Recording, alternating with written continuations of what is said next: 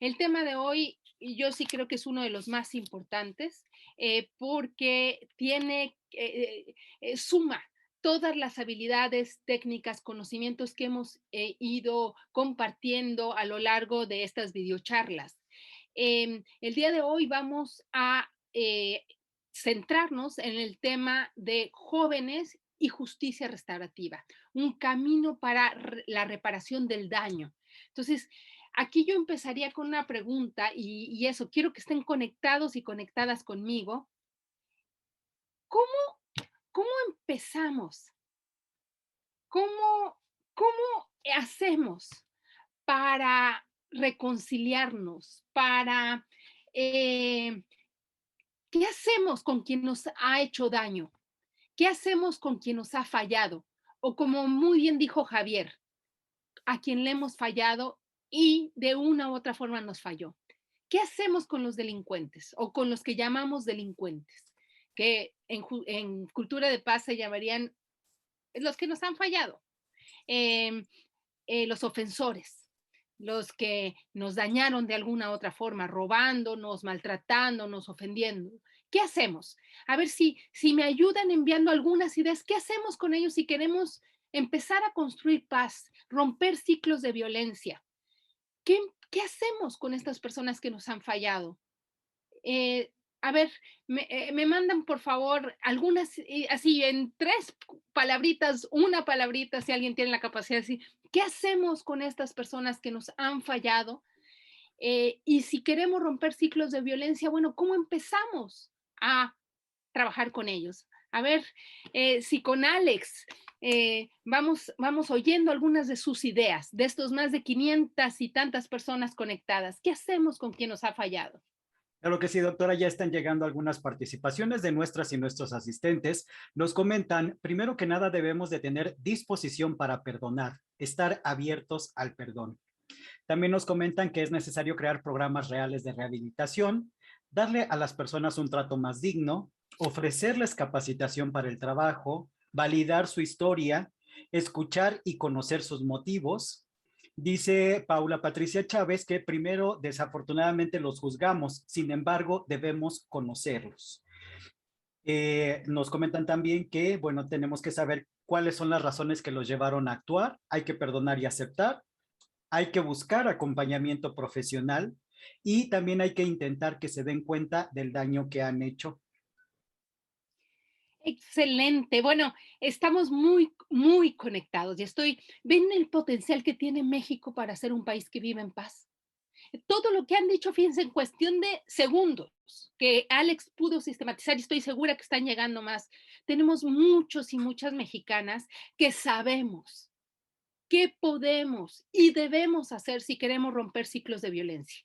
Porque estoy segura que todos los que estamos hoy aquí invirtiendo tiempo para la construcción de paz, queremos romper ciclos de violencia. Ya no queremos la violencia que estamos viendo en el país, que pone a México, sitúa a México en uno de los países más violentos del mundo, como si fuera un país que está viviendo en una guerra armada declarada, como en países que vemos en los medios de comunicación. Entonces, ¿qué hacemos?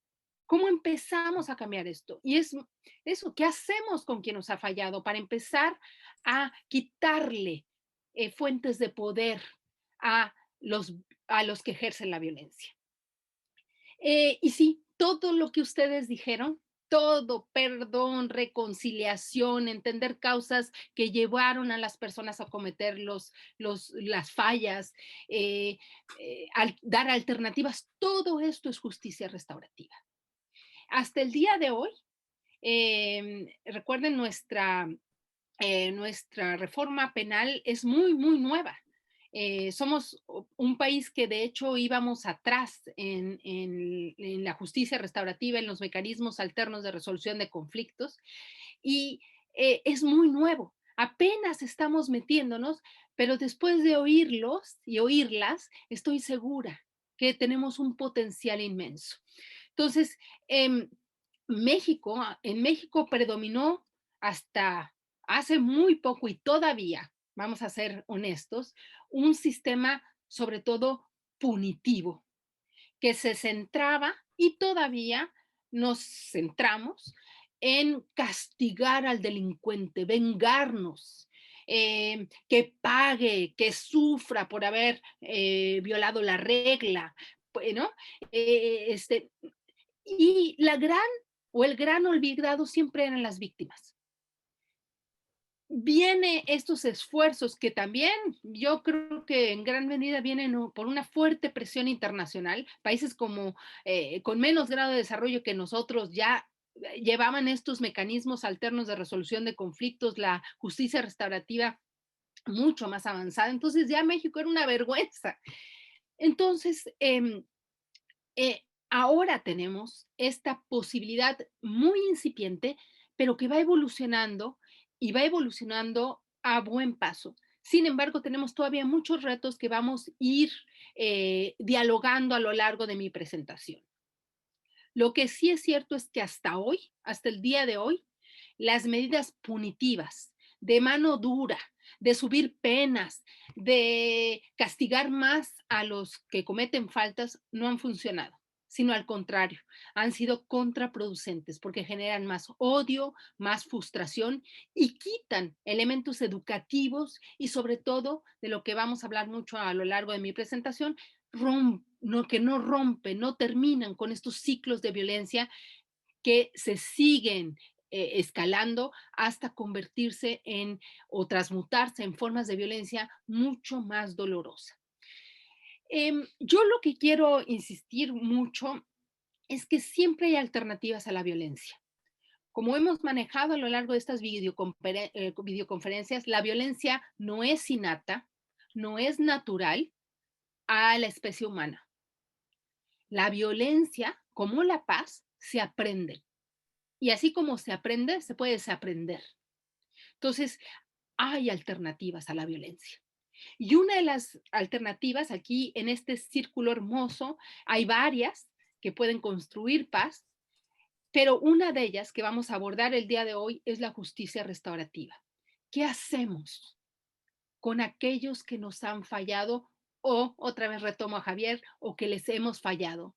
Quizá les hemos fallado porque, y aquí es donde voy a traer varios casos, un caso mexicano sobre todo, porque no nos va a dar tiempo, quizá en la casa no tuvieron referentes de lo que está bien y está mal, no los educamos con valores de honestidad, de dignidad hacia los otros, en fin. En las escuelas no ayudamos a este sentido crítico de lo que se vale y no se vale en la sociedad. En el espacio social, qué conductas sociales se permiten y qué no. Entonces, todos y todos de alguna otra forma fallamos al joven o al que cometió el delito. Entonces, el dolito, la falla, vamos a ver ahora, ¿no? ¿Qué tanto nosotros también hemos contribuido a, a este fenómeno delictivo? Entonces, aquí simplemente les dejo estas potencialidades para la paz y vamos a hablar una de ellas, pero este círculo me gusta porque hay muchas alternativas. Esto de que la violencia es la única forma, terminar la violencia con violencia es un absurdo, ¿no? Es un absurdo en toda su extensión. Entonces, si es un absurdo, entonces, ¿qué alternativas hay? Muy bien. Déjenme nada más situar a la justicia restaurativa dentro de la Ley Nacional de Mecanismos Alternos de Solución de Controversias en materia penal, que ya es ley en México. Entonces, aunque nos guste o no nos guste esto de la justicia restaurativa a algunos o de la mediación en la conciliación, ya no es cuestión de gustos, es ley. Ya es una posibilidad y una obligación incluso que tenemos ya en nuestro sistema penal. En la Ley Nacional de Mecanismos Alternos de Solución de Controversias contempla tres principales mecanismos de transformación, resolución de conflictos, que es la conciliación, la mediación, de la que ya hemos hablado bastante, ahí pueden buscar los videos anteriores, y la justicia restaurativa. La justicia restaurativa ya es ley en México, ya es parte de la materia legal penal. Y la última, pero muy importante, última en introducirse en todo este cambio penal es la Ley Nacional del Sistema Integral de Justicia Penal para Adolescentes, que en su artículo 21 contiene a la justicia restaurativa. Entonces, ya es algo que muy incipiente en México, pero que existe ya como una realidad para nosotros. Entonces, ubiquemos a los mecanismos alternos y a la justicia restaurativa en particular como una posibilidad real de implementarse en nuestro país. Ya no son buenos deseos, ya no son sueños, puede ser y es una realidad. Y en materia de adolescentes, la estamos viendo que está avanzando de una forma bien interesante en el país.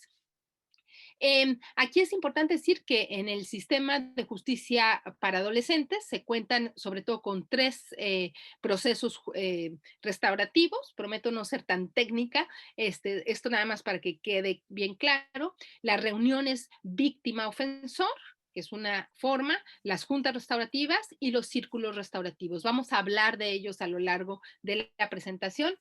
Para, para adultos solamente existen las juntas restaurativas. Bueno, aquí es nada más importante porque hemos tenido en otra videoconferencia el tema de mediación. Déjenme decirles, antes de entrar directamente a lo que es la justicia restaurativa, a diferencia de la mediación, eh, es que en la justicia restaurativa hay claramente una víctima y un ofensor, eh, alguien que hizo daño y alguien que sufrió el daño. En la mediación, las dos personas pueden haber cometido daños o hay una co-construcción del conflicto. Los dos son parte del conflicto.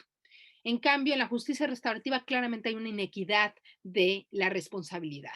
Entonces, no hay equilibrio de poder entre las dos, hay asimetrías claras entre quién cometió el delito y a quién se lo cometieron, y la persona que cometió el delito, y aquí por favor esto ténganlo en mente porque es una de las grandes críticas que se le hace a la justicia restaurativa que promueve la impunidad. No. Y vamos a demostrar a lo largo de la charla de hoy por qué no es así.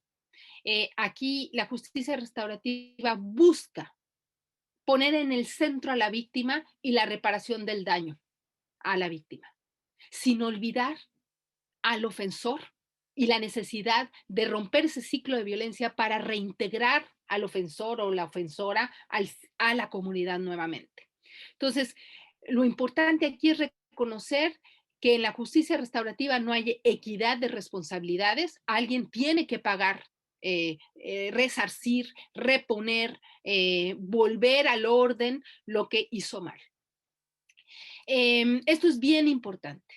Me gustaría, Alex, si me ayudaras con un corto video, un video muy cortito. Estoy añadiendo varios videos para que más adelante ustedes puedan verlos, pero un video muy cortito que sistematiza muy bien lo que es la justicia restaurativa y después vamos a ir paso por paso, conversando sobre ella y dando algunos casos reales. Entonces, Alex. Claro que sí, doctora. En este momento inicio con la reproducción del video, para que lo puedan ver.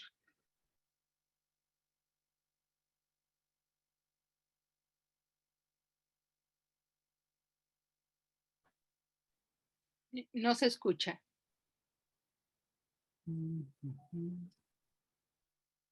Deme un segundito porque la emisión original no incluye audio.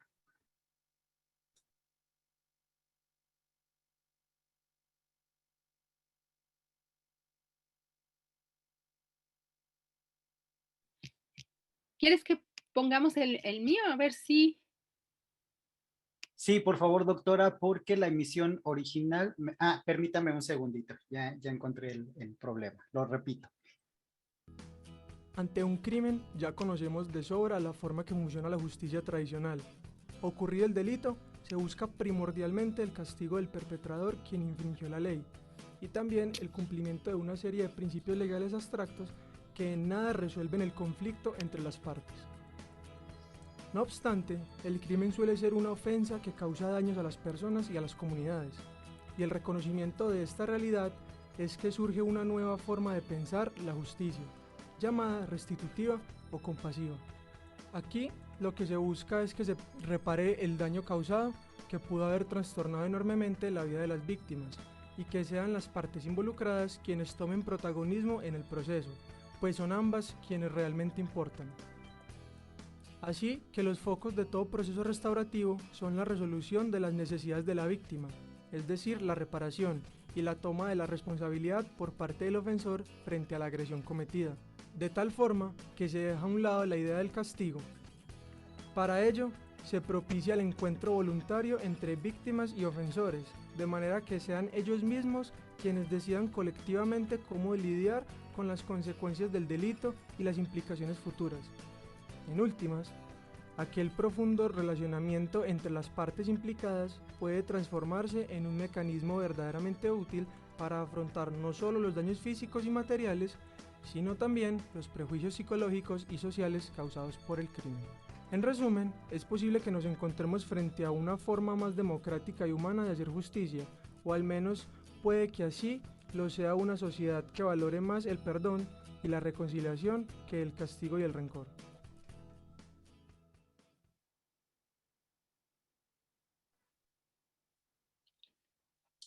Excelente. Gracias, Alex. ¿Se está viendo mi pantalla ahora? ¿Es correcto? Sí, muchas gracias. Bueno, muy bien. Para algunas personas quizá no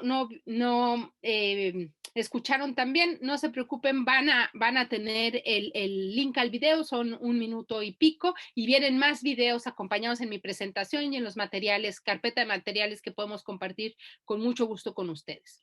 Entonces, el concepto de justicia restaurativa es muy bello. Es muy bello porque realmente es una forma, las Naciones Unidas lo han definido como una forma evolucionada, más humana, más civilizada incluso, de lidiar, responder al comportamiento delictivo. ¿Qué hacemos con la delincuencia? Que siempre va a existir, ¿eh? Así, yo vivo en Suecia, como saben algunos de ustedes, y aquí hay delincuencia. En los países más ricos y porque muchas veces se cometen delincuencia no solamente por la cuestión económica, ¿no? En los jóvenes adolescentes están probando, están haciendo travesuras, están haciendo actos para reafirmar su identidad, en fin, hay varios motivos que llevan a los y las personas jóvenes o adultas a cometer algún hecho delictivo. Entonces, lo que se promueve sobre todo es una forma distinta de resolver los conflictos, los actos delincuenciales, donde no se sigan reproduciendo, sino que al contrario, aquellos que cometieron el acto delictivo entiendan el daño que generaron, que provocaron. Acuérdense, muchos de estos jóvenes, de estas jóvenes, no tienen referentes. Por eso está muy bien lo que usó Javier de decir a los jóvenes que les hemos fallado. Si el papá o la mamá no está en casa, si el maestro y la maestra no les importa dar buenas clases y están ahí como floreros, no, alguien falló. Entonces, en algún lugar el muchacho o la muchacha aprendieron los actos delincuenciales o valoraron que los actos delincuenciales les dan una identidad que de otra forma no obtendrían. Entonces, alguien falló. Esto lo entendieron los grandes teóricos y luego practitioners, se le dice en inglés, que empezaron a formular la justicia restaurativa. Entonces, ¿cómo lidiamos con ellos? Se preguntan. Y sobre todo es esto, es un acto delincuencial, pareciera que es un acto que afecta solamente a la víctima y el victimario, pero no. Empezamos a ver que si escuchamos actos delincuenciales, afecta también a nuestros vecinos, a nuestra comunidad, escala, porque genera inseguridad, genera desconfianzas, en fin, transmuta un trauma que no sana transmuta, se transforma. Entonces hay que cortarlo y cortarlo de raíz partiendo, dice la justicia restaurativa, de quien lo cometió, pero con ayuda de las personas que directa o indirectamente lo padecieron, lo sufrieron. Este proceso de justicia restaurativa va acompañado de un facilitador o facilitadora que promueve uno de los elementos y técnicas claves que hemos visto a lo largo de estos videos de construcción de paz, el diálogo. Entender qué pasó para que este acto delictivo pudiera ocasionarse, qué lo permitió. Y sobre todo, y aquí cito a una gran restauradora, yo le diría Virginia Domínguez, cómo sanamos, cómo reparamos no solamente a la víctima que lo sufrió, sino a la comunidad que directa o indirectamente se dañó con el acto pareciera aislado y, y cómo hacemos para volverlo a reconectar a esta persona con la comunidad para volver a la armonía social y a la equidad, dos palabras claves de la construcción de paz. Aquí simplemente quiero señalar algunos puntos claves, características claves de la justicia restaurativa. Es que sí, es una respuesta al sistema penal tradicional, este punitivo que solamente ve el castigo y no ve a la víctima.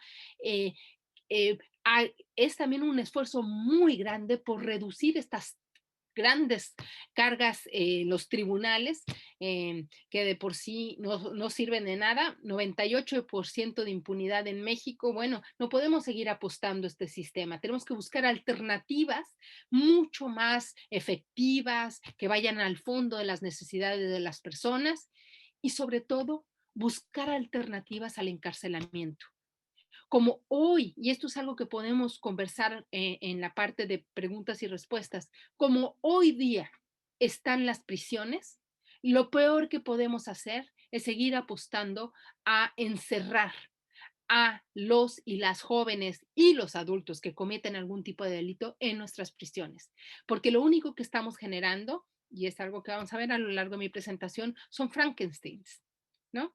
Que quizá llegaron, como la mayoría de los casos, a cometer algún delito menor de patrimonial, un delito patrimonial menor, que están porque robaron algo en un Oxxo, robaron en la calle, algo menor, patrimonial menor, y que están en las prisiones, sin sentencia, muchos de ellos, la gran mayoría, se habla de un 70% en algunas prisiones, en algunos estados de la República, donde no solamente sientes esta frustración, este odio, porque estás ahí por carencia de recursos económicos muchas veces, sino que aprendes más violencias, más tipos de violencia. Entonces, por eso es un Frankenstein. No solamente estás ahí por un delito menor, que podía haber sido resuelto de otra forma y romper ciclos de violencia, sino que además al excluirte, al ponerte en una prisión con las condiciones y características que hoy tenemos, te conviertes no en mejor persona, sino que vas a salir frustrado, enojado y a replicar, multiplicar, transmutar estas violencias que aprendiste o aprendieron en la cárcel. La justicia restaurativa, una de las grandes virtudes, y por eso se ha consolidado también en países democráticos o en transición a la democracia, es que son respuestas comunitarias. Cuando son respuestas comunitarias, involucrar compromete. Hay un compromiso de la comunidad y más perspectivas se ponen en la mesa para resolver el conflicto. Es más integral, más multidisciplinaria, más participativa, más incluyentes. Todos estos factores son factores claves para la consolidación de democracia y no puede haber paz si no hay democracia. Involucra a más actores claves en la resolución del epicentro de los conflictos, de las raíces del conflicto. Entonces, aquí estas características yo creo que nos hablan de la gran importancia de apostar por la justicia restaurativa si queremos consolidar nuestra democracia y ir construyendo paz. La justicia restaurativa, y aquí voy a presumir mucho a México, porque siempre vamos y vemos modelos extranjeros, em, em, sí es una forma o surgió o tiene sus orígenes de justicia comunitaria ancestral, de los pueblos originarios, donde ellos han tenido prácticas de sanación colectiva muy interesantes. En México yo les voy a hablar de algunos casos indígenas, pero en África es la forma donde ellos han tradicionalmente resuelto sus conflictos recomponiendo, reconectándose colectivamente. Entonces, es una práctica que en los setentas se retomó y se sistematizó más académicamente y luego se han hecho manuales y entonces desde los setentas ya es más conocida en países europeos y americanos. Eh, pero su origen viene de recuperar estas prácticas originarias, ancestrales de los pueblos indígenas, donde otra vez está el centro, eh, reconectar al ofensor y la víctima eh, para que vuelva la comunidad a vivir en armonía. Si falla, fíjense la belleza que aprendí en México, haciendo un estudio de campo para mi tesis doctoral en Guerrero. Si falla uno en la comunidad, fallamos todos. Alguien dejó de hacer su rol en la comunidad. Entonces, la responsabilidad de un delito no es de esta persona, de este individuo o individuo, es de todos y todas. Entonces, como fuimos todos y todas, todas y todos queremos vivir en paz, todas y todas queremos romper ciclos de violencia, todos y todos tenemos que participar. Bueno, la breve historia, además de este origen, es en los 70 los Estados Unidos retoman lo mejor de las prácticas ancestrales de los pueblos originarios y se va extendiendo en universidades, sobre todo donde hay grupos religiosos menonitas, y se extiende con gran éxito y grandes estadísticas. Aquí no es tampoco buena voluntad. En Nueva Zelanda es parte de sus leyes también, Canadá, Australia, el Reino Unido, donde mejor se han aplicado. En muchos países es considerado ya una forma de, una filosofía, una forma de vida, y ha sido una de las herramientas más efectivas para romper ciclos de violencia, que no sigan creciendo estos Frankensteins en la cárcel para que después se conviertan en nuestros peores criminales. Y aquí lo más bello es que si nosotros lo incorporamos realmente a nuestras políticas públicas para lidiar con la violencia, puede ser una de las herramientas más grandes para la prevención de la violencia y la delincuencia.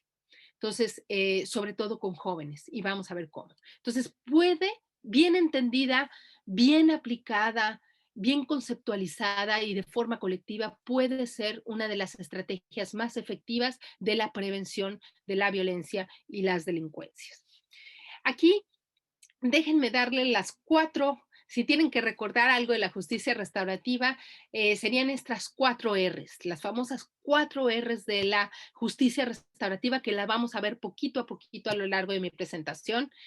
La primera, y esto es bien importante, la justicia restaurativa, recuerden, la víctima es el centro del proceso. Reparar el daño a la víctima.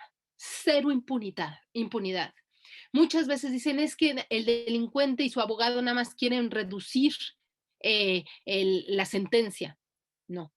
Aquí hasta que la víctima está satisfecho o satisfecha con el acuerdo reparatorio, hasta entonces termina el proceso de justicia restaurativa colectivo.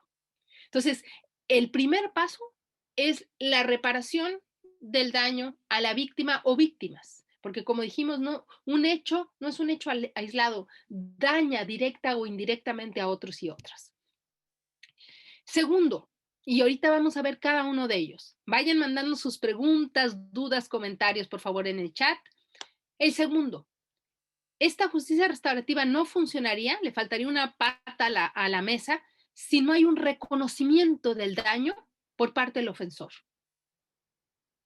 Si no, nos vamos a la justicia tradicional, que el que tiene dinero, como pasa todavía y como ha pasado, es que el quien tiene dinero compra la justicia. Ok, a ver, me reduces la pena, me perdonas, me quitas los cargos y pago. Pero ahí el señor va a volver a cometer o la señora va a volver a cometer o el joven va, ¿por qué? Con dinero y no entendió el proceso educativo tan bello que trae la justicia, justicia restaurativa, se pierde. Entonces el ciclo de violencia sigue porque quien tenga recursos, quien tenga dinero, quien compre la justicia, ese va a seguir cometiendo actos porque no aprendió el daño que cometió, no entendió el proceso. Entonces, eh, tiene que haber un reconocimiento, y vamos a ver a un caso concreto, eh, tiene que haber un reconocimiento por parte del ofensor del daño que cometió. Solamente si hasta que el ofensor entienda el daño que cometió, va a cambiar su actitud.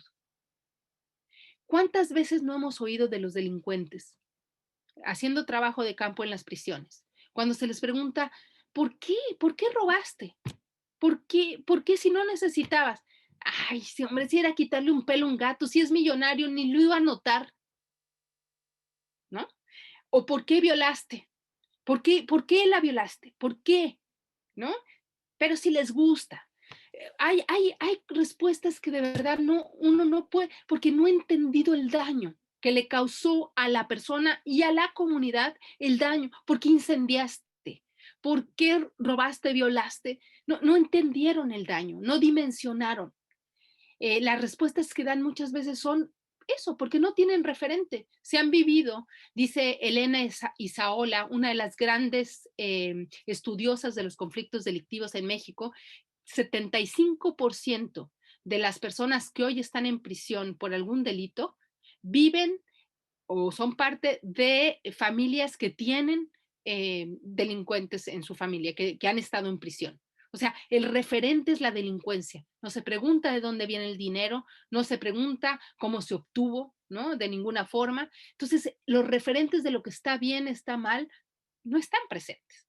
Entonces, la única forma en que el ofensor cambie la forma en que está haciendo las cosas y no lo vuelva a hacer, es entendiendo el daño que cometió. No son los 50,000 pesos que robó, los 30 pesos que robó, el choque que cometió adrede, el incendio que provocó, es cómo afectó a la persona que lo vivió y a sus familiares, a su comunidad, a estos otros círculos y que de forma indirecta también lo están sufriendo. La inseguridad que generen ellos, el miedo permanente, el sentimiento de abandono, en fin, que puede generar en las personas. Entonces, no van a cambiar, no se va a romper el ciclo de violencia hasta que el delincuente entienda. El tercer punto, tiene que haber eh, los dos puntos anteriores para que empiece a darse una reconciliación, que esto es lo que nos va a volver a reconectarnos. Algo se rompió cuando me robaste, cuando me golpeaste, cuando hubo una violación, un maltrato, un abuso, etcétera. Hay que reconectarnos para reconstruir el tejido social, para reconstruir las relaciones, etcétera. Entonces, un proceso real de reconciliación que solamente se va a obtener cuando se reparó el daño y cuando el ofensor entendió el daño que generó. Y el cuarto paso es la reintegración, reincorporación, reconexión con la comunidad, cuando te dan la bienvenida y vuelves una vez reparado el daño a la comunidad y la comunidad te da la bienvenida. Vamos a ver un caso concreto que seguí yo en Guerrero, donde estos 4 puntos se vieron bellamente expresados. Todo esto es un proceso de largo plazo. Obviamente no existen fórmulas mágicas ni curitas, es un proceso. Por eso la justicia restaurativa tiene incluso un guión que voy a compartir también con ustedes, un guión de preguntas, de fases que se siguen para ir llevando a las partes a la consecución de la ruptura de la violencia y la reconciliación para la reintegración de la persona que falló o le fallamos a la comunidad. Entonces, este proceso bien llevado lleva al fortalecimiento del tejido social. ¿Por qué? Porque aquellos Frankenstein, acuérdense, excluir ya sea en la prisión o sacarlo de la comunidad, no nos va a hacer mejor comunidad, ¿no? ¿Qué hacemos con todos los delincuentes? Si matamos a todos los delincuentes, como ha sido alguna de las propuestas de algunos radicales conservadores, matamos, ¿quiénes quedamos? Los asesinos, ¿no? Si excluimos a todos, no quedamos los mejores, quedamos los que no supimos integrar, que no fuimos suficientemente creativos, eh, solidarios, incluyentes, para saber, entender qué pasó y cómo volverlo a reconectar con nosotros. Entonces, es esta habilidad, esta posibilidad de dar la bienvenida a quien nos falló. Entonces, aquí simplemente algunos objetivos concretitos de la justicia restaurativa. Por eso es un proceso de largo plazo, apuesta a las necesidades más profundas de las partes, lo que quiere realmente la víctima que sea reparado. Ahora vamos a ver, puede ser monetario, pero puede ser también simbólico. Muchas veces quiere que se reconozca públicamente que falló o que le pida una disculpa pública. En fin, vamos a ver las diferentes formas de sanación, pero va a depender de las necesidades de la víctima. Acuérdense, la víctima está en el centro, la gran olvidada de los procesos tradicionales, y las responsabilidades individuales y colectivas. Coadyuva la integración de la víctima y de las personas adolescentes a la comunidad, recompone el tejido social, ¿no? Al haber esta reconexión, esta bienvenida nuevamente, una vez que ya reparó el daño, y busca sobre todo el balance, la reconexión de los individuos que fallaron a la comunidad. Aquí hay palabras claves que quiero que mantengamos alerta, sobre todo para el caso de concreto que voy a compartir con ustedes, de un proceso restaurativo. Hay un fuerte énfasis en sanar. La justicia restaurativa se mueve alrededor del proceso de sanación. Recuerden, trauma por robo, por violación, por abuso, trauma que no es tratado, que no se cura, transmuta, se reproduce. Entonces, muchas veces las víctimas se convierten en futuros victimarios porque están lastimados, ofendidos, enojados, frustrados, se pueden convertir en otras formas de violencia por revancha, por odio, por impotencia, pueden cometer justicia por propia mano, por ejemplo. Entonces, la violencia sigue escalando. Entonces, la justicia restaurativa puede ser un proceso de sanación, de reconexión, una oportunidad que se le da a una persona que hizo algo incorrecto para hacer lo correcto. Por ejemplo, si un muchachito, muchachita, borrachos, inconscientes, bajo los efectos de narcóticos, etcétera, cometen un acto inconsciente, irracional, etcétera, pueden repararlo y no van a quedar permanentemente estereotipados por el acto cometido. Entonces pueden remendar el mal haciendo lo correcto, reparando el daño, pidiendo disculpas y reparando el daño cometido. Entonces le damos una oportunidad, rehumanizamos la justicia. Llegamos a acuerdos reparatorios que realmente vayan a las necesidades profundas, a lo que quieren las personas. Y lo que dije, que a mí me parece lo más importante, rehumanizar la justicia, donde la dignidad tanto de la víctima como del ofensor estén en el centro, porque son personas. Por eso acá los derechos humanos son el pilar más grande que puede haber. Hay autores tan importantes en la justicia restaurativa que ya incluso ya no lo llaman un proceso, sino lo llaman todo un movimiento, porque implica cambiar chips, patrones, dejar este sistema tradicional del castigo, la sanción, la elevación de penas, a buscar formas distintas de construir sociedad. Aquí déjenme enseñarles, y les digo, van a tener la presentación, una de las filminas más bellas que quiero compartir con ustedes, que tiene que ver como entender el proceso bien llevado de la justicia restaurativa a lo que nos puede llevar. Acompañar a la víctima en su tránsito de el acto que la dañó, que en un principio puede ser de negación ante el secuestro, ante el robo, etcétera, el enojo que siente por la situación y la aceptación, ¿sí?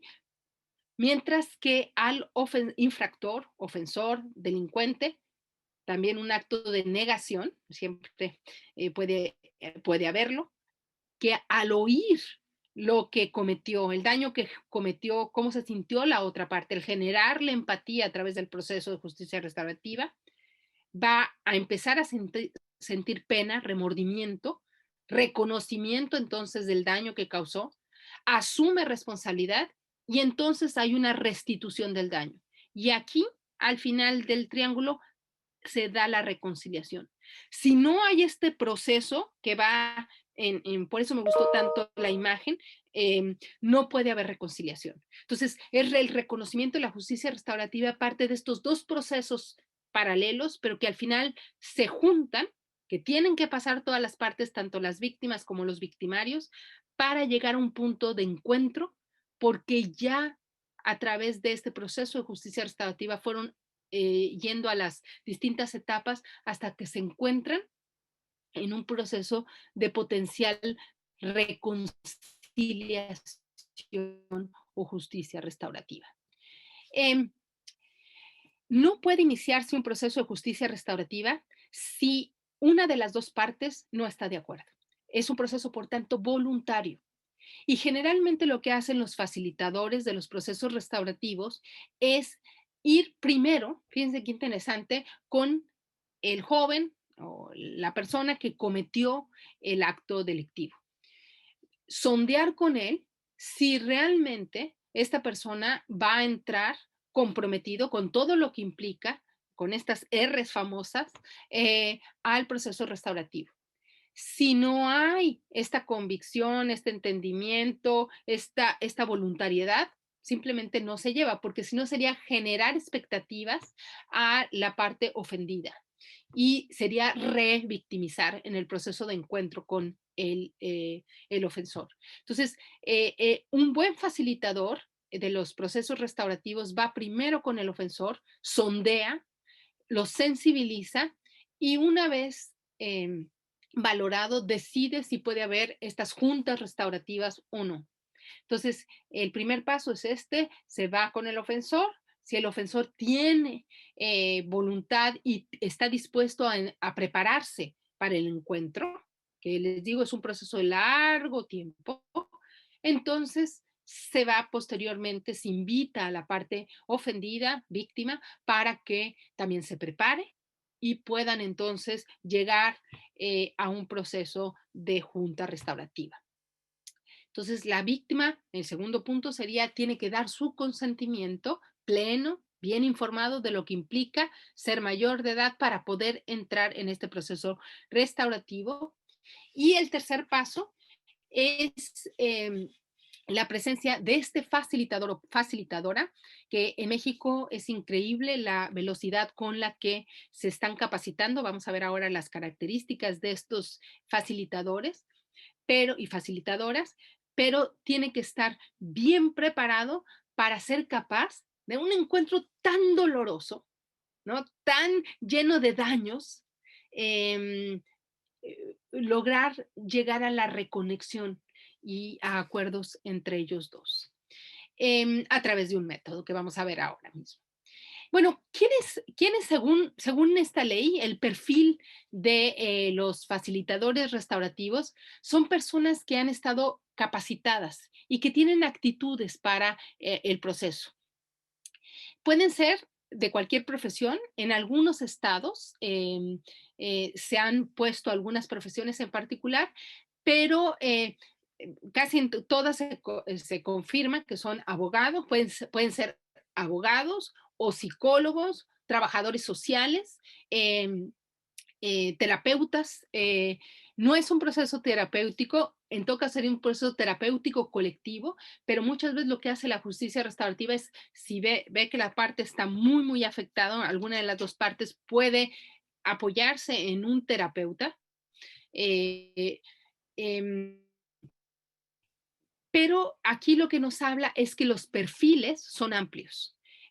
Se piden 180 horas de preparación previa y la certificación se las dan los centros de justicia alternativa que existen en todos los estados del país, como parte de la ley de mecanismos alternos. Entonces, se pide cada año que se estén renovando y que estén tomando cursos de actualización, pero bueno, ya es un gran potencial para aquellos que están interesados en entrar a estos temas alternativos de resolución de conflictos, de resolución de controversias.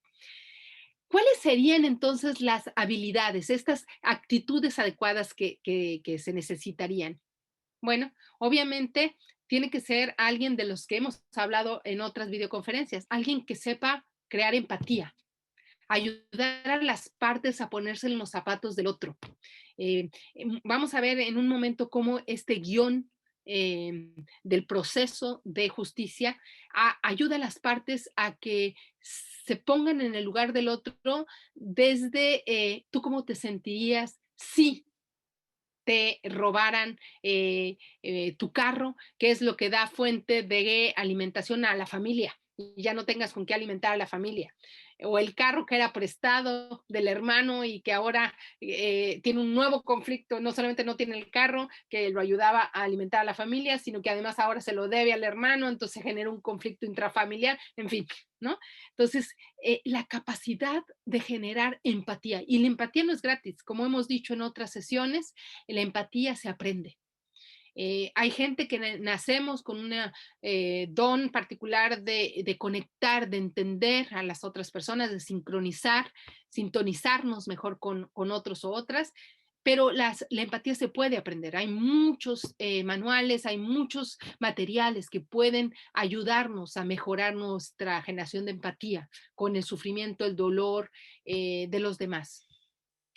La convicción en el proceso, que este proceso sirve, ayuda para romper ciclos de violencia, pero además para lograr justicia, justicia que vaya en función de las necesidades de las partes. Ser paciente, no burocrático, ser tolerante, ser muy flexible. Aquí yo pondría creativo.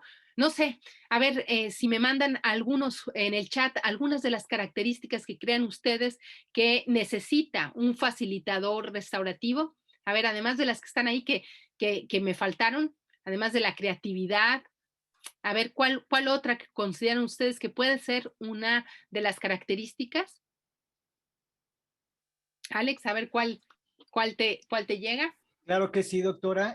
Nos están comentando que escucha activa, ser amables, tener comunicación, conciencia, ser empáticos, ser tolerantes, ser imparciales, tener comunicaciones asertivas, ser buenos mediadores, saber escuchar, ser positivos, receptivos, sobre todo éticos, respetuosos, humildes, equilibrados y con disposición. Excelente, y estoy segura que si seguimos, siguen dando, exactamente. Entonces, acuérdense, información es poder.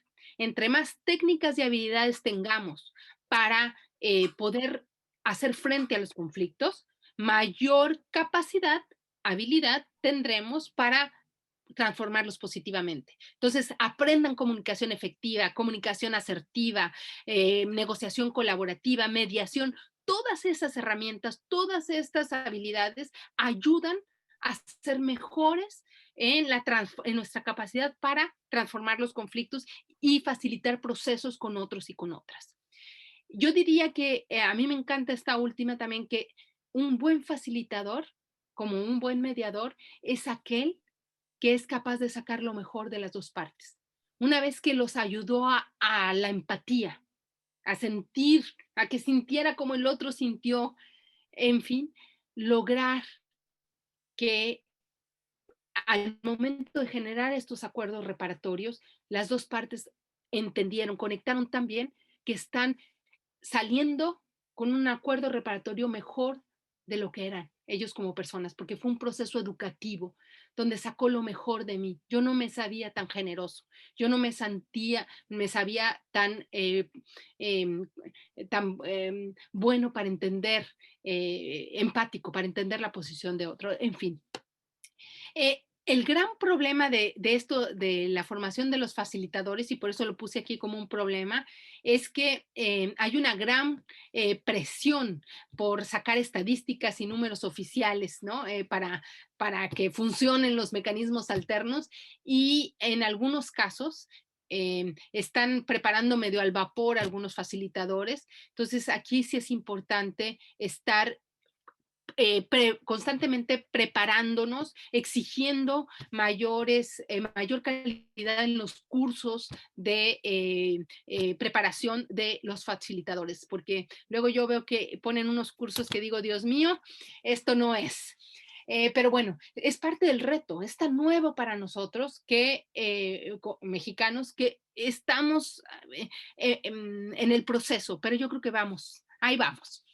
Bueno, el facilitador entonces se va a centrar en quiénes son las personas afectadas. Generalmente nos vamos a quedar con el víctima y el ofensor, pero si dejamos de ver que este acto delictivo, este conflicto dañó a la población, hay víctimas indirectas, estamos dejando el proceso inconcluso. Entonces, una buena forma de realmente hacer una junta restaurativa que funcione es tener en el espacio restaurador a todas las partes que de una u otra forma fueron afectadas. Y para eso, uno de los instrumentos más importantes y que ya hemos visto, vamos a ver la próxima sesión también, es el mapeo de actores. Por ejemplo, en un caso muy sonado que hubo en Canadá y de incendio por unos adolescentes, incendiaron unas casas con gran valor y generaron miedo en la comunidad, etcétera. Obviamente no van a estar nada más a los que les quemaron las casas, que fueron los directamente dañados, sino a toda la comunidad, ¿no? Que pudo de una u otra forma también verse afectado, ¿no? Bajo el valor de la propiedad, generar un miedo colectivo, en fin. Entonces, un buen mapeo de actores, quienes tienen que estar sentados en las juntas restaurativas para que esto, acuérdense, no vuelva a ocurrir. La no en conflicto entendieron, lanza un fuerte mensaje a la comunidad de que es un problema colectivo y como tal se soluciona. Aquí, otra de las preguntas claves donde se va a centrar a través del guión que voy a compartir con ustedes el facilitador es cómo se vieron afectados. Recuerden, ninguna de las partes en los conflictos verá de la misma forma el conflicto. Lo único que nos hace iguales es que somos diferentes. Cada quien verá el conflicto de forma distinta, según su historia, su religión, su posición en el mismo conflicto, ¿no? Entonces, hay que entender cómo les afectó a cada uno de ellos en la comunidad ese hecho. El hecho de quemar un puente, por ejemplo, un video que voy a compartir con ustedes también más adelante. Quemar un puente histórico que era el símbolo de ese pueblo. Quemarlo, para unos puede ser, eso le bajó precio a la tierra, para otros puede ser le quitó la identidad o le quitó el sentimiento de tranquilidad y seguridad que daba, en fin, hay que entender bien para poder satisfacer las necesidades a través de los acuerdos reparatorios, yendo a las necesidades más profundas, más humanas de las partes en conflicto. ¿Cuáles son estas necesidades? Realizar estas enmiendas para reparar el daño, compensarlo. Recuerden, cero impunidad. Aquí se tiene que resarcir el daño, reparar el daño. Muchas veces, y es un caso fuertísimo, si hubo un asesinato, obviamente no van a reparar trayendo en vida a la persona que le quitaron la vida, pero muchas veces simplemente quien perdió al ser querido quiere saber por qué, ¿no? O de estas personas desaparecidas, ¿por qué desaparecieron a mi hijo? Saber la verdad. Eso le puede dar reparación. No le trae 100% la sanación, pero puede empezar a ayudar a la sanación. ¿Dónde está el cuerpo? ¿No? Eso puede ser para ellos iniciar el proceso de reconciliación restaurativa. Rehabilitar al ofensor para romper ciclos de violencia, reintegrándolo una vez pagando el daño.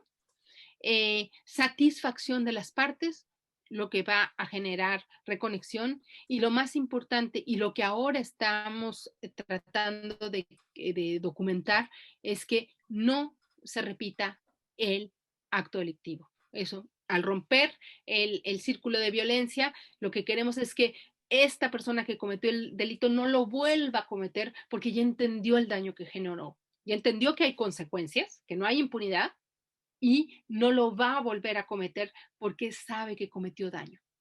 A muchos de los adolescentes todavía no se les, decía Franz van den Heugen, todavía no se les forma su corteza cerebral completamente, no tienen todavía completamente racionalizado todos los fenómenos allá afuera.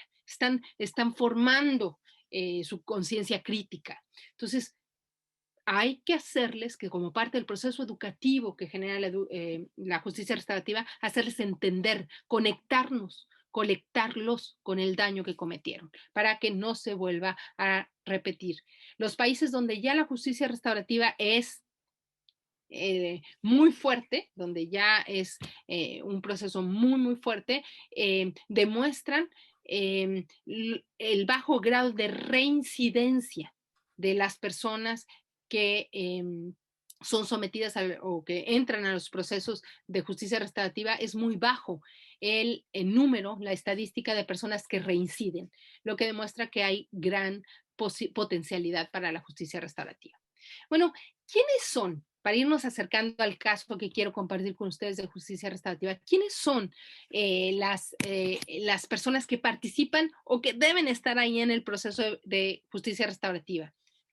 Obviamente, recuerden, en el centro la víctima, aquella que sufrió directamente el daño. La persona ofensora, la que nos falló, el delincuente. La comunidad puede estar representada a través de representantes de la comunidad, o la comunidad también puede ser apoyo de la víctima, sus familiares, sus amigos, quienes experimentaron o evidenciaron el hecho delictivo, y la familia del ofensor. Y obviamente la facilitadora que va a llevar a cabo el proceso. ¿Por qué es un proceso? Porque sigue etapas de la justicia restaurativa. Entonces, estos son, aquí está bellamente también puesto, les digo, es un proceso muy incluyente, deben estar todos los actores que directa o indirectamente sufrieron a causa o les dañó el delito, el hecho delictivo. Entonces, ellos se sientan en un círculo. ¿Por qué en un círculo? Porque en el círculo se quitan las jerarquías de poder. Además de que permite vernos a todos en el mismo nivel, se quita las jerarquías de poder. Incluso el facilitador está sentado. La facilitadora están sentados. Entonces, se hacen un círculo para todos estar en igualdad de condiciones, incluso la persona víctima. Bueno, aquí algo y es muy controversial, y aquí también me gustaría mucho oír su reflexión, o que Alex nos hiciera el favor de leer sus reflexiones. Aquí hay algunas de las formas de reparar el daño. Pueden ser indemnizaciones económicas, que les digo, es la que menos nos gusta, porque bueno, el dinero pues es comprar la justicia, y en un país tan desigual como el mexicano, pues obviamente quien tenga dinero va a comprar la justicia. Entonces, si la víctima considera, le robaron el coche, le le chocó el coche, le destruyó el coche, bueno, pague. Pero además quiere una disculpa pública. Pero además, ¿no? Entonces, pueden ser forma de indemnización monetaria o en especie. Trabajo comunitario, que es el que vamos a ver en el caso que voy a compartir con ustedes.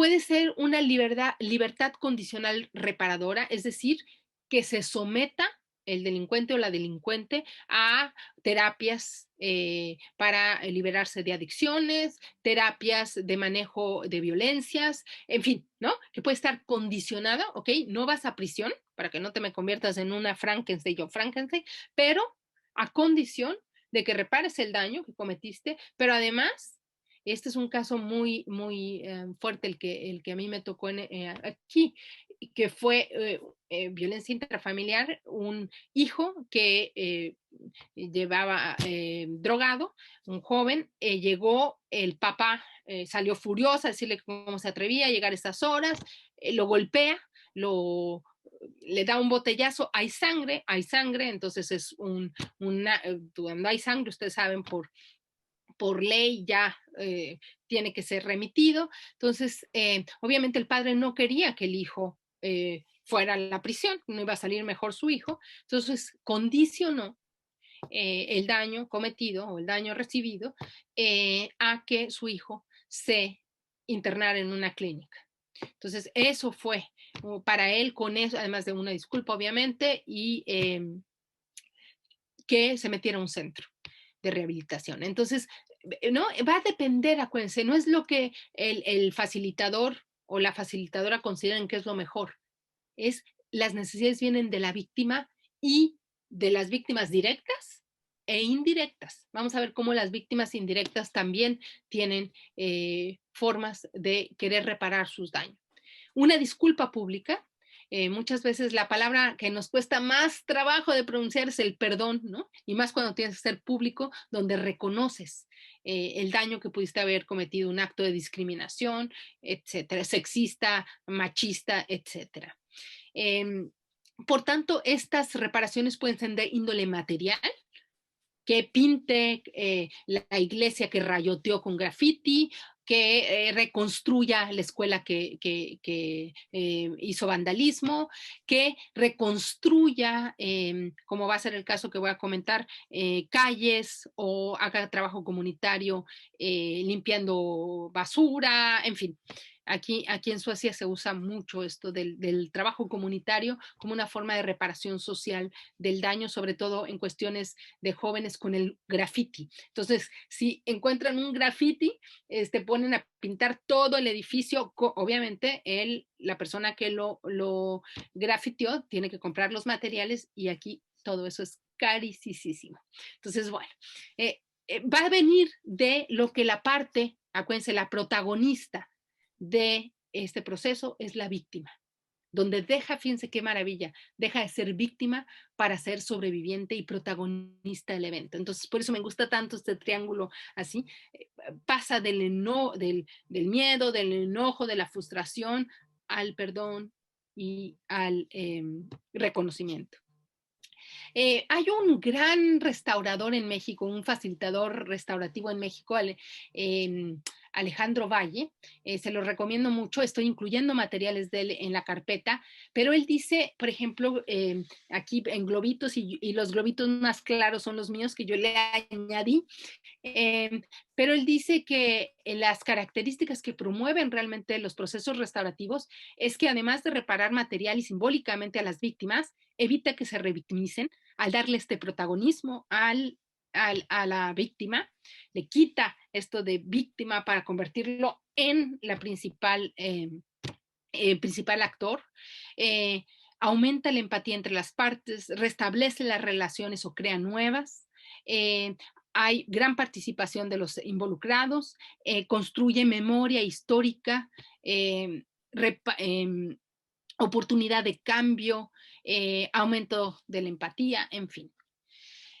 Hasta acá, esto es más o menos, porque es riquísima la justicia restaurativa, obviamente en este tiempo no nos da. Hay un libro que estoy incluyendo que es del padre fundador de la justicia restaurativa, Howard Sand, que se llama El libro pequeño de la justicia restaurativa, lo tienen ahí en su folder. Es un libro pequeño, pero el padre fundador de la justicia restaurativa como la conocemos de los 70 para acá, quien la sistematizó todas estas prácticas originarias, él él en ese pequeño libro guarda todo lo que es la justicia restaurativa. Se llama Pequeño libro de la justicia restaurativa. Entonces les invito a que con ese material ustedes sigan profundizando este tema tan grande y, como les digo, esta ventana de oportunidad. Bueno, quiero entonces ahora muy brevemente, porque nos quedan muy pocos minutos, de hecho 7 minutos, antes que Alex me levante la tarjeta amarilla, donde quiero hablar de que en México existen procesos de justicia restaurativa de los que podemos aprender y de los que tenemos que visibilizar para que veamos cómo le han hecho ellos y qué podemos desde nuestras propias realidades, recursos, contextos, eh, utilizar para fortalecer nuestros procesos restaurativos. Aquí hay 3 casos que yo he seguido de cerca en mis estudios de doctorado y el último en Veracruz. Instauramos un centro de mediación comunitaria y nosotros llegamos con todas nuestras herramientas, no sé qué, y nos dieron una enseñada aquí. Le llamamos de otra forma, pero aquí hacemos esto de justicia restaurativa. Entonces, déjenme compartir un poco cómo fue.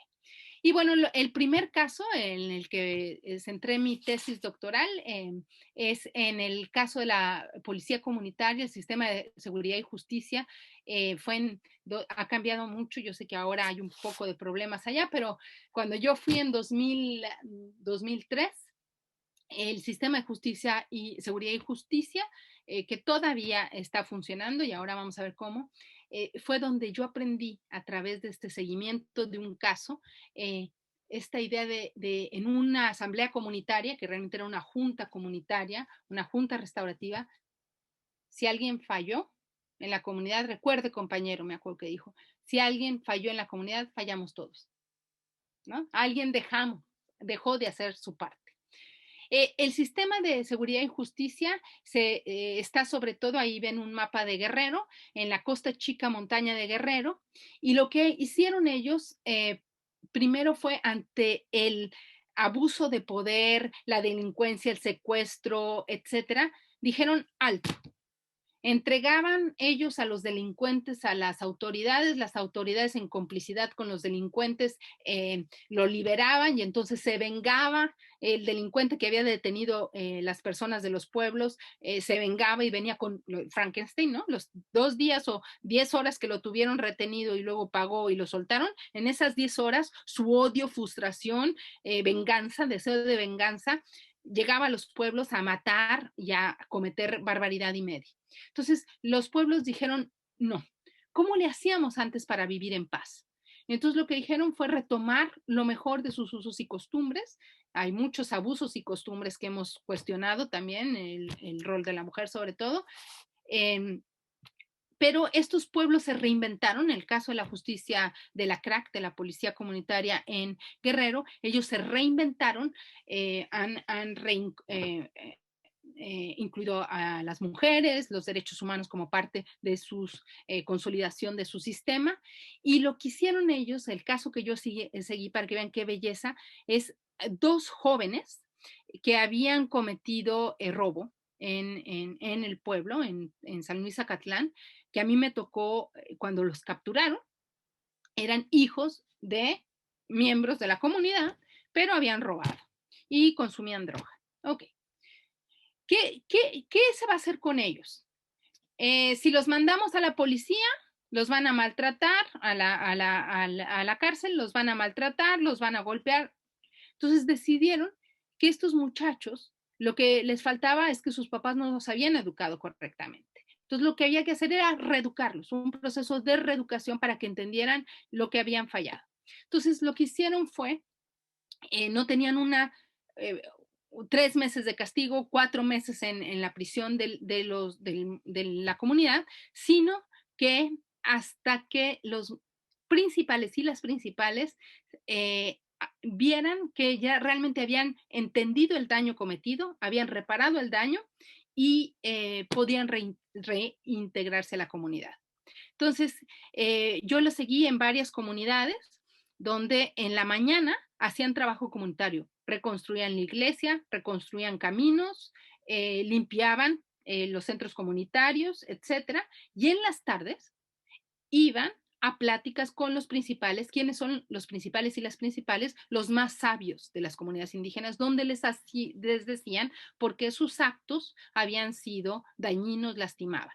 Entonces, reparaban a través de su trabajo comunitario el daño, ganaban dinero con lo que hacían, con eso pagaron el daño cometido, devolvieron obviamente lo robado, pero pagaron un daño que la víctima fijó el monto y duraron 6 meses de comunidad, iban 15 días en diferentes comunidades haciendo este trabajo comunitario en las mañanas y en la tarde hablando con principales.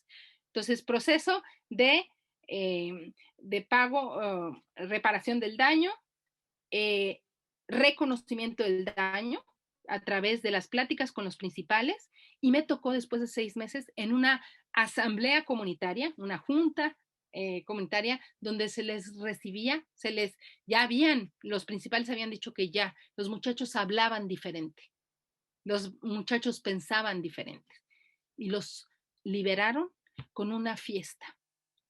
Con la familia de las dos partes, los liberaron y hicieron una fiesta de bienvenida.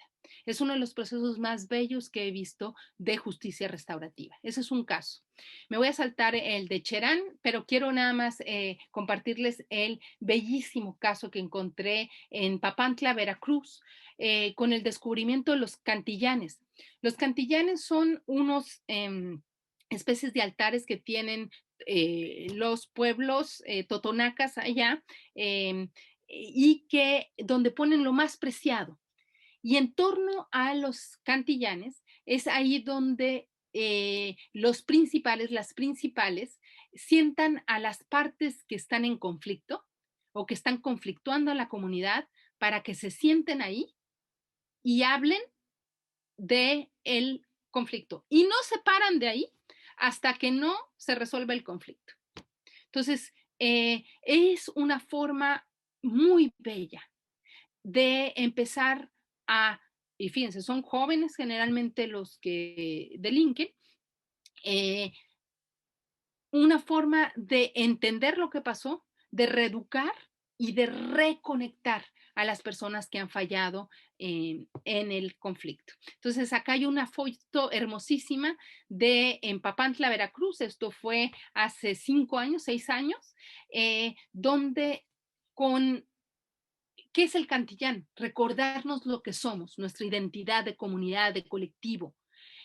Lo mejor de nosotros, donde las y los principales con sus saberes ancestrales nos recuerdan, nos dan referentes de lo que hicimos o lo que dejamos de hacer y que dañó a otros y a otras. Entonces, acá este es un proceso muy, muy bello que quería compartir con ustedes. Ahí está un ejemplo de otro de estos cantillanes.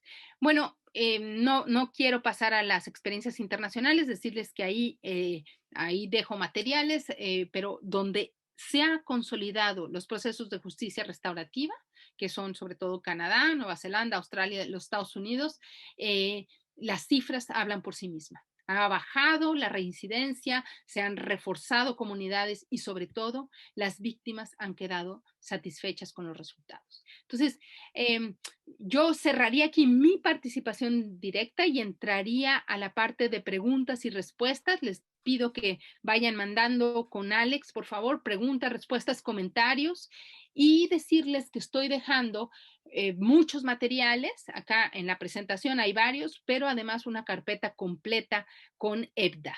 Entonces, Alex, si entramos a la parte de preguntas y respuestas para empezar el diálogo con ustedes. Claro que sí, doctora. Tenemos una cantidad apabullante de preguntas y queremos agradecer a nuestras y nuestros participantes por mantener este diálogo, ya que es lo que fomenta precisamente que podamos, la doctora pueda bajar los temas a situaciones concretas. Nos preguntan si la justicia restaurativa se puede aplicar a todos los delitos, y Rodrigo Colín nos pregunta, ¿cómo se puede reparar el daño en el caso de una violación, por ejemplo? Ay, muy fuerte. Muy bien. Aquí, qué buenas preguntas y están relacionadas. No, no se pueden aplicar a todos los delitos. Hay el Código Penal de Procedimientos Legales. Ahí ustedes pueden ver claramente cuáles delitos pueden ser susceptibles de entrar a los mecanismos alternos de resolución de controversias y cuáles no. Por ejemplo, crímenes de narcotráfico, con capos, pues no, pero ¿cuántas mujeres están hoy en prisión por posesión o tráfico de pequeñas dosis y están ahí sin sentencia? Entonces, va a depender lo que contemple el Código de Procedimientos Legales. Entonces, no todos los delitos. En algunos países, el tema, yo hay un video que estoy incluyendo en mi presentación. Eh, eh, Se llama Encuentro con un asesino. Ustedes lo pueden también buscar en YouTube, que es un caso en Estados Unidos donde se violó primero y luego se mató a una mujer por dos individuos, dos jóvenes que venían drogados, obviamente, y, y entraron, fueron capturados, están en prisión, no se les va a reducir la sentencia, pero la víctima quiso enfrentar a sus ofensores. Uno de ellos aceptó y como un proceso de sanación de él, ¿no? Porque él estaba inconsciente por el efecto de las drogas, él estaba mal, porque además no solamente la violó, la mató, entonces entró al proceso de justicia restaurativa. Otro caso que sé en Canadá, por ejemplo, a una madre, fíjense qué fuerte, pero qué poderoso es la justicia restaurativa. El caso de una madre, que es en Inglaterra, el caso de una madre que le mataron a su hijo. Fíjense qué fuerte, a su hijo. El mejor amigo, el mejor hijo, un líder comunitario, el mejor estudiante, ¿no? Lo que siempre vamos a decir las madres de nuestros hijos. Bueno, se lo mataron. Y obviamente el delincuente sí, no, monólogos, ¿no? No decía. La madre no podía dormir, ¿no? Se estaba muriendo en vida por el dolor de haber perdido al hijo, pero además por no saber por qué habían matado al hijo. Y entonces empezaban, cuando no hay información, se llena con chismes, rumores, especulaciones. Al no saber por qué y quién y cómo y por qué habían matado al hijo, la madre solicitó un proceso de justicia restaurativa para enfrentar al asesino de su hijo. Fue 6 meses de preparación del caso, 6 meses completos de preparación del caso, y después de los 6 meses se sienta con la facilitación de Michael Lewis en ese entonces, y lo primero que hace la madre es ver al muchacho que tenía la misma edad. Fíjense qué fuerte, la misma edad, se parecía incluso físicamente a su hijo. Lo ve y obviamente lo primero que le pregunta es, ¿por qué mi hijo? ¿Por qué? Acuérdense, es un proceso de sanación, ¿no? Quieren respuestas, no le van a devolver al hijo, ¿no? Y el muchacho, obviamente, fueron 6 meses de preparación pendular, ¿no? A cada uno de ellos.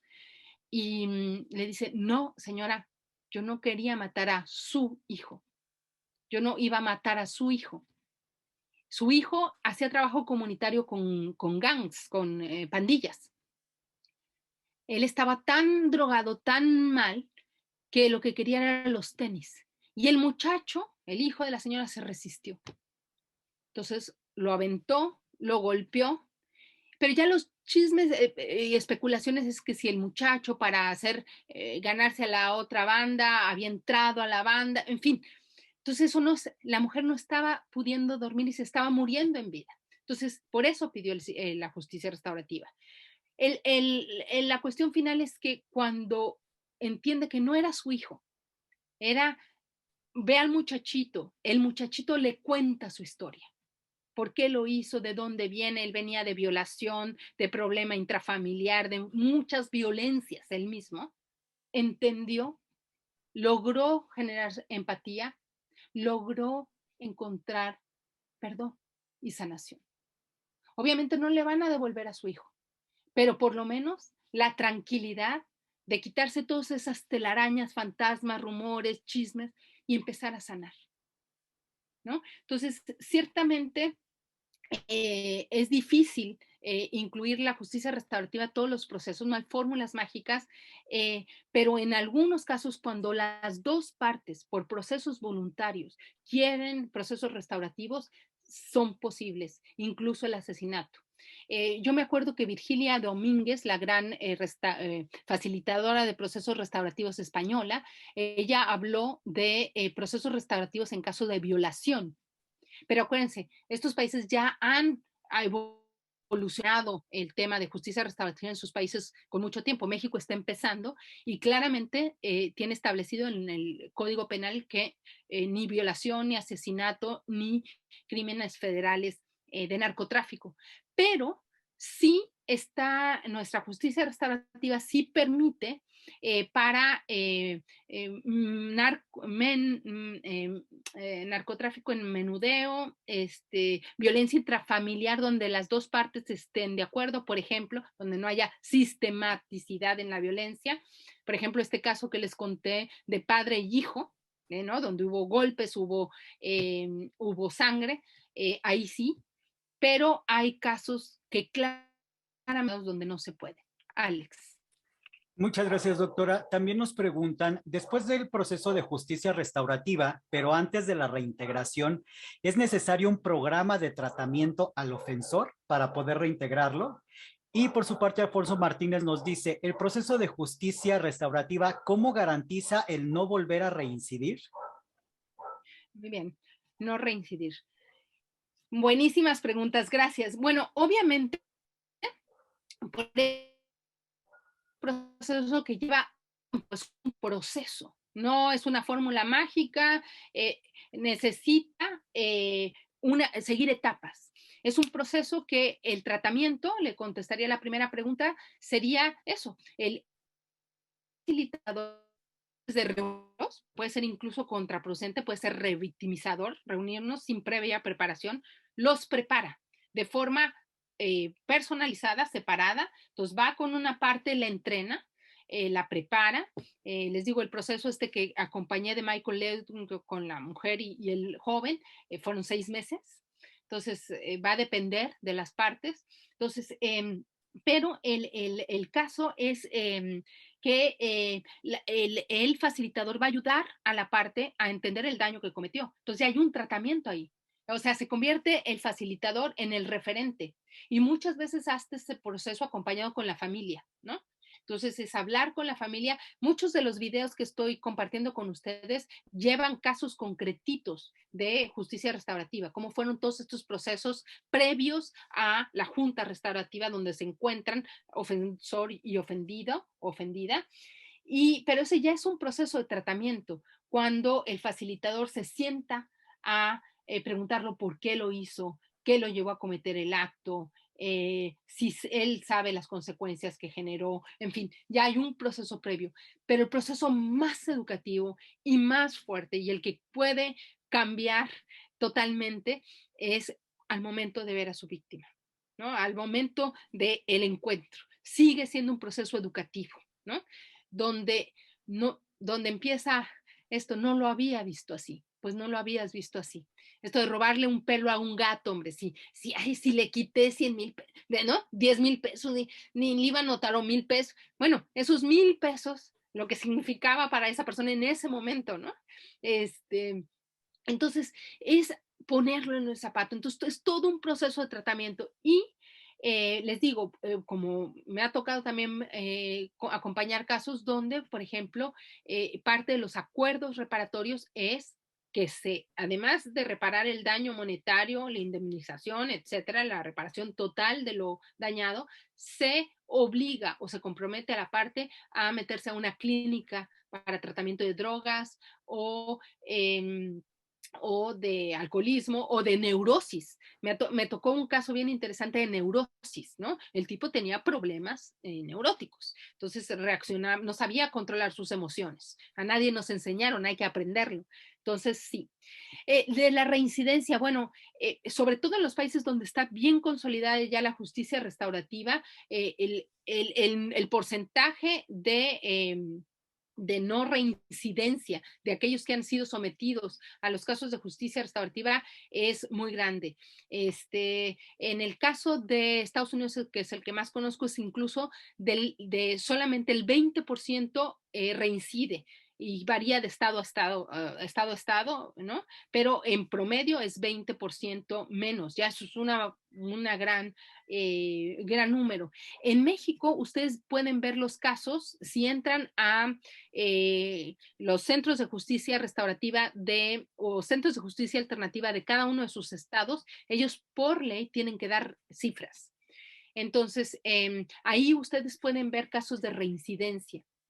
Entonces, acuérdense, esto es nuevo. Estamos apenas, 2018 se implementó, ¿no? Llevamos muy poquito tiempo, pero yo creo que, y ahí, aquí yo estoy segura que hay varios académicos y varios estudiosos, hagamos un estudio, eso estaría interesante, de empezar a monitorear la no reincidencia, pero en el caso que yo seguí de la Policía Comunitaria de Guerrero, era altísimo, porque sabían que había consecuencia y había esta reconexión con la comunidad, entonces era muy poco probable que reincidiera. Alex. Muchas gracias, doctora. Saraí Santiago nos pregunta, bueno, nos comenta, me parece excelente la justicia restaurativa, pero ¿qué pasa con la persona que vuelve a cometer un delito? ¿Qué se hace en estos casos? Y también nos pregunta, ¿con un menor de edad se requiere padre, tutor o quién decide ahí para llevar a cabo la reparación del daño?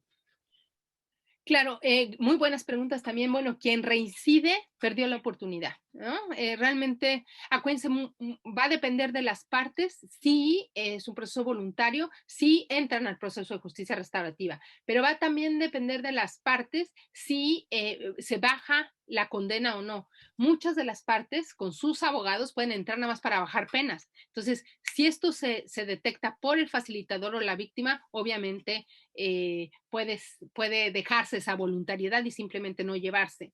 Entonces, sería una pena, es una pena, y ha habido casos donde quien reincide pierde la oportunidad de volver a ser beneficiario del proceso de justicia restaurativa. Entonces, es muy poco probable que entren.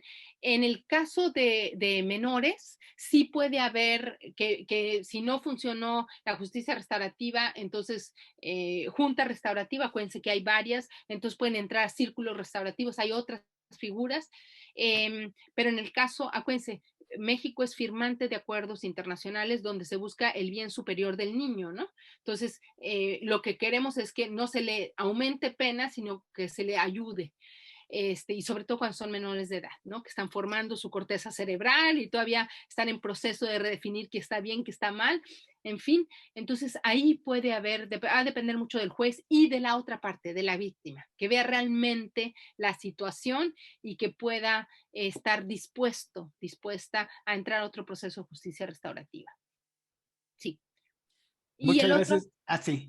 La otra pregunta es, bueno, el comentario era, ¿qué pasa? Perdón, ¿con un menor de edad se requiere padre tutor o quién decide ahí para llevar a cabo la reparación del daño?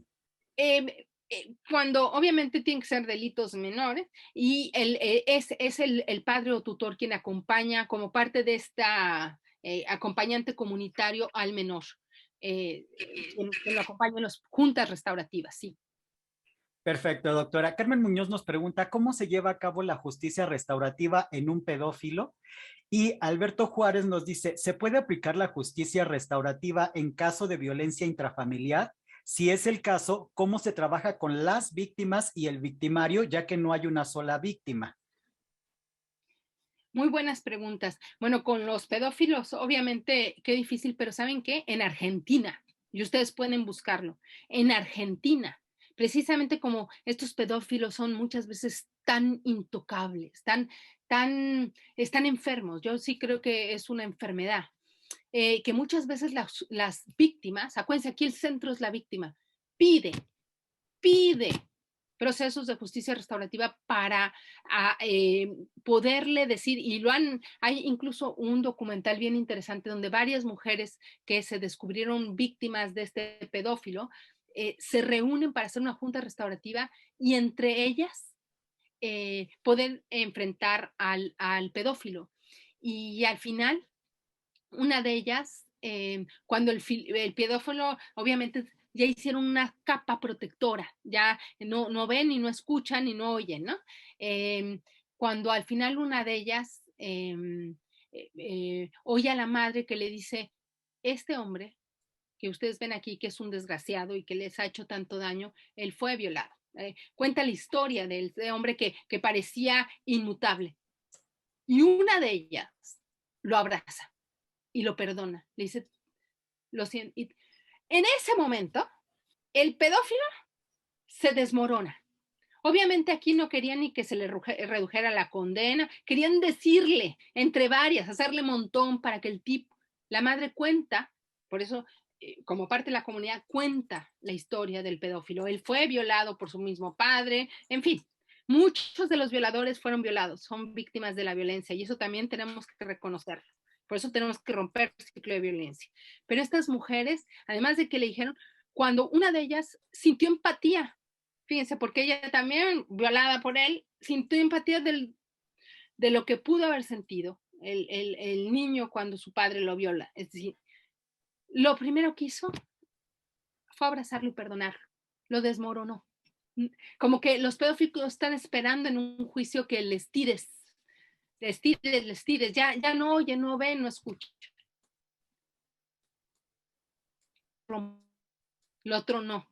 Y quizá esa era la sanación de la víctima, de las víctimas. Entonces, yo estoy de acuerdo con la persona que preguntó, es súper difícil, pero ha habido casos y va a depender mucho qué es lo que quieran curar, cómo quieren curar, qué quieren hacer con la persona que cometió. Muchos de estos pedófilos, acuérdense, dependen de las legislaciones de los países, pero pueden salir después de cierto tiempo en prisión. No sé ya cuánto tiempo están en México, pero pueden salir. Entonces, si este tipo no oye, no entiende, porque él mismo se ha hecho una cortina, eh, eh, por lo menos ver si le puedes mover esa parte humana que le queda ahí en algún lado. Luego, en la violencia intrafamiliar, les digo, yo he seguido casos y ustedes pueden ver varios casos también que les estoy sumando, pero en el Centro de Justicia Alternativo de la Ciudad de México, el que más acompañé, ahí había casos, juntas restaurativas de violencia intrafamiliar que estuviera comprobado que no hay sistematicidad, o sea, que son casos aislados donde hubo golpes, etcétera, y que las dos partes están de acuerdo. Sobre todo esto con adultos mayores, cuando hay golpes, maltrato a los adultos mayores, y el adulto mayor lo último que quiere es ver a sus hijos en la cárcel, ¿no? Entonces, si hay voluntariedad y hay un proceso de acompañamiento y se ve y hay voluntariedad, puede llevarse a cabo. Por lo menos yo sé en la Ciudad de México. Les digo, cambia de estado en estado. Alex. Muchas gracias, doctora. Tenemos una última pregunta y algunos comentarios. Nuestra pregunta es de Arely Castro y nos dice, ¿cómo se aplica la justicia restaurativa sin tener que detener a las personas? Y por su parte, Teresa Reyes nos comenta, aunque nuestro sistema penal presuma de ser antropocéntrico, no se centra en la víctima, sigue en el olvido, no se tienen capacidades suficientes y las víctimas siguen sin ser restauradas, ni siquiera se interesa la autoridad por conocer sus necesidades. De acuerdo, de acuerdo.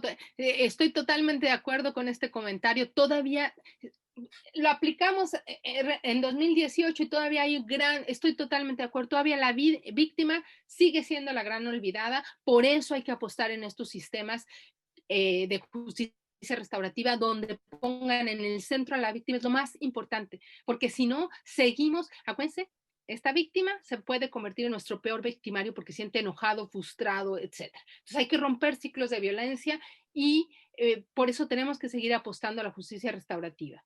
Entonces, totalmente de acuerdo, todavía seguimos siendo un país donde las víctimas siguen siendo las grandes olvidadas, por eso esto es una oportunidad para ponerlas en el centro. Sí se puede llevar el proceso de justicia restaurativa sin necesidad de encarcelar a las partes, sobre todo a los menores infractores. O estas libertades condicionales, ¿se acuerdan que la vimos ahí como? Pero siempre y cuando el delito que se cometió lo permite el Código Penal de Procedimientos Penales. O sea, solamente que esté ahí contemplado. Robos menores, golpes menores, daños menores, ahí sí se puede. En lugar de tener por 150 pesos a alguien en prisión sin sentencia, ¿no? Esos sí son los casos que nos preocupan. Entonces, sí es posible llevar procesos de justicia restaurativa en libertad del ofensor. Y recuerden, muchas veces, muchos de los procesos restaurativos no requieren que la parte esté en prisión ni que se le condicione al reducir sus penas. Porque les digo, puede ser manipulada para con el abogado bajarle sus años en prisión. No, aquí recuérdense, la víctima es la que decide el tipo de acuerdo reparatorio que va a haber, que no necesariamente es reducción de penas. Entonces, o libertad de la parte ofensora. Entonces, es la víctima quien va a decidir dependiendo de su proceso de daño. Alex. Gracias, doctora. Como sabemos todos los que asistimos a este tipo de eventos, el tiempo pues es nuestro peor enemigo. Tenemos una última pregunta para poder cerrar esta videoconferencia y Andrea Jezabet Machuca nos pregunta, creo que la justicia restaurativa es un proceso muy largo debido a los sentimientos y emociones que están de por medio por parte de la víctima o del ofendido. ¿Esto es así? Sí, obviamente, a diferencia de un proceso, bueno, ninguno, porque donde ha habido daño, siempre va a haber emociones, ¿cierto? Y cuando hay violencia intrafamiliar, siempre va a haber. Entonces, aquí el facilitador, por eso, ¿qué necesita un facilitador? Necesita entrenarse en manejo de emociones, inteligencia emocional, ¿no? ¿Cómo manejar previamente a la cita, si ya de por sí la junta restaurativa va a ser un encuentro, un choque de emociones? Ayudar previamente a las partes a manejar sus emociones. Ahí es donde va a invertir su tiempo, a que saquen el dolor que traen, que a veces, ¿cómo sacas el dolor de un hijo, de un secuestro, ¿no? De un daño irreparable? ¿Cómo le haces? Bueno, entonces imagínense el papel que juega el facilitador y todas las herramientas que tiene que tener. Entonces, la inteligencia emocional, el manejo, el aprender manejo emocional, no solamente para en el momento que tú estás facilitando este encuentro, sino el previo con las dos partes que obviamente van a sacar la víctima y el victimario, todo lo que traen ahí acumulado es muy fuerte, es muy fuerte. Entonces, obviamente es un encuentro de emociones que va a depender del facilitador, su habilidad, su creatividad para canalizarlos de forma adecuada. Proveyendo a las partes de un lugar seguro, confiable y profesional para que puedan empezar a reconectarse, a romper el ciclo de violencia y encontrar este proceso de construcción de paz tan doloroso pero tan necesario para el bien de las dos partes, para que las dos partes se empiecen a sanar.